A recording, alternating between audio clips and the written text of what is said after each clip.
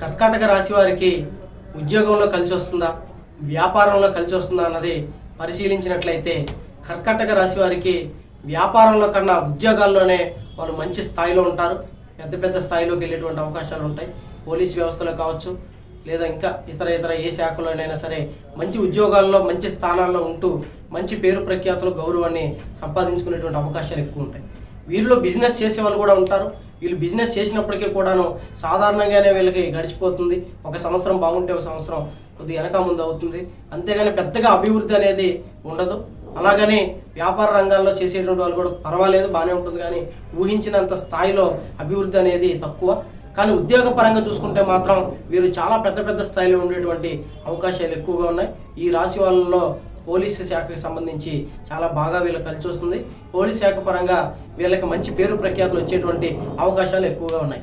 మా వీడియో నచ్చినట్లయితే లైక్ చేయండి.